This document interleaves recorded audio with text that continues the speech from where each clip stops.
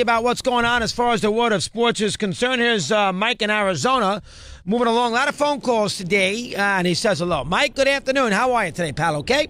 Hey, doing great, Doggy. Thanks for taking my call. I had a couple of quickies for you now. I'm an old-timer. I'm 70 years old. I remember when the Cardinals to St. Louis. I was born and raised back there. And then they had a couple really good years under Coach Coryell. Well, yeah, Dan, if you're going to bring up Dan Dierdorf, that's a good one to bring up. Is that the guy you were going to mention? Yes, sir. Yes, sir. That's where I was headed with that one. Had a great offensive in there during the 14-game season. One year, I think they only had like 8 or 9 sacks on Jimmy Hart. You had Dierdorf, Young, Finney, Jackie Smith, tight end, Conrad Dobler, world's meanest guy back in the day.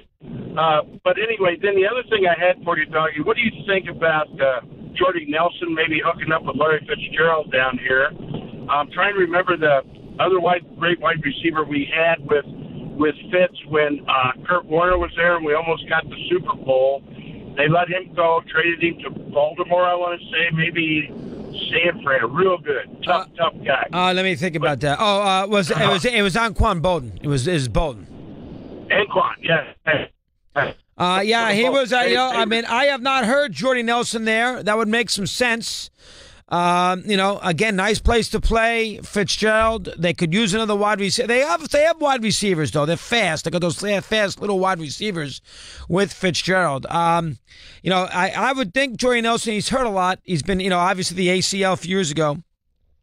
They have Devontae Adams, who's coming to his own. They bring Graham in. They probably have. I got to think of the other receivers that they have alongside Devontae Adams there in Green Bay. They got Reggie Cobb, so they probably thought he was expendable. I'd have to look all that up, but a 5-time All-Pro for Dierdorf, and he was a great player for a while. 5-time All-Pro. Rob in Indianapolis, and he's with us here on Mad Dog Unleashed. Hello, Rob. How are you today, pal? You on the air, Rob? Nice to talk. What's going on? How you doing? Chris, how you doing? All right, Rob. Thank you. What's on your mind now?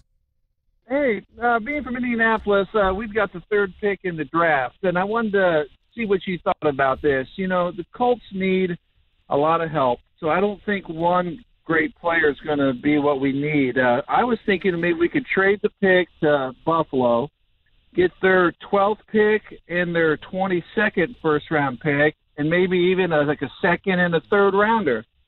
We get 4 players for the price of one. I don't think you're going to get. I think you might get the 22nd pick. Obviously, you'd get that, and one of their second rounders. I don't know if you get more than that. I don't know. Maybe the Colts can play the Jets off the Bills.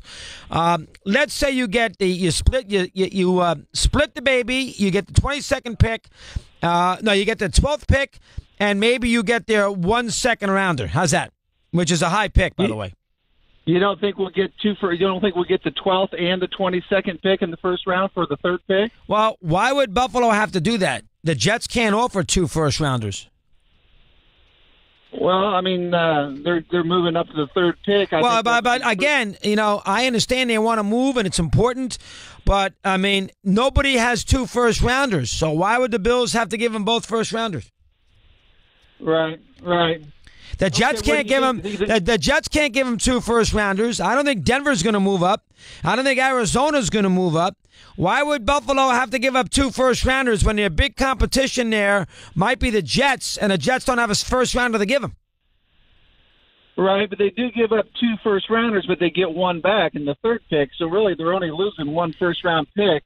And that might be worth it to them to move up to the 3rd spot to get a quarterback that they really want. I understand that, but you can't be held hostage here. I mean, you can't. Right. I mean, if the Jets don't have, I'd have to look at the numbers. The Jets have a couple of second rounders. The Jets give them the.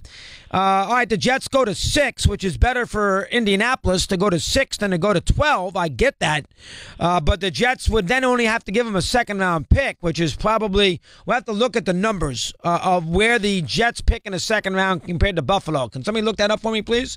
So we can look that up. Do you think the Colts would be better off just taking a 3rd pick, or do you think they'd be better off trying to trade and get a couple picks? No, I would. If I were the Colts, I would trade to the 6th pick, because if you trade to the 6th pick, if you want to trade, you still might be able to get the defensive lineman out of NC State who they love, Chubb, and you also maybe get a second rounder later on. So if the Colts have their heart set on the NC State player well, then you can't go to 12. It'd be gone. You got to go to 6. If they don't have their heart set on him, then they can be a little more flexible. Then maybe you can get more. What's Buffalo's first pick in the second round? What number? Buffalo's not until 53. And the Jets are what?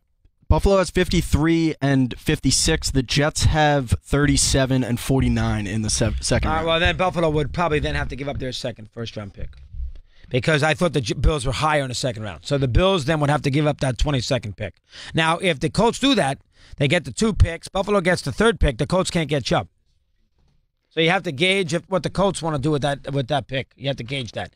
Gene is in New Jersey. He's on Mad Dog Unleashed. Gene, welcome. It's your turn. How are you today, pal? Thank you. I'm good. First of all, we've got very similar tastes in movies. I liked all your picks. And I do agree with the earlier caller on True Romance. You should put that on your list if you haven't seen it. A couple of people told me that I wouldn't like it, so I don't. Might not be your style. It's typical. Yeah, and I'm not a big fan of him anyway. I think he's a little overrated. Inglourious Bastards, that was okay. Everybody went nuts about it. What would happen if Hitler was killed? I mean, I am not as into him as everybody else is. He does things weirdly instead of just giving me a good movie. So I am not as wrapped up on that. I'd have to look a little more carefully of how I tell you right now, though, I don't know. The movies, I will tell you 2 movies that I always stick with when I see them on somewhere that I love. Well, I'll put 3 up there that I love, that I would put in my top 10 all time. Maybe not top 5, but top 10. 3. Working Girl, Kramer vs. Kramer, Coming Home. Those 3. Now, a lot of people wouldn't do that. A lot of people wouldn't do that. But I would put those 3 in that mix. Go ahead. Love all the movies just named wouldn't be top 10. Little trivia for you on Working Girl. You should know this if you're as big a fan as you say. Who is Bob in the back of the limousine? Oh, that's easy. Kevin Spacey. All right, yeah. I knew you'd get it if you're that big a fan of the movie. A lot of people don't get that, though. Yeah, I mean, it's got a strange cast in that. And I didn't know that.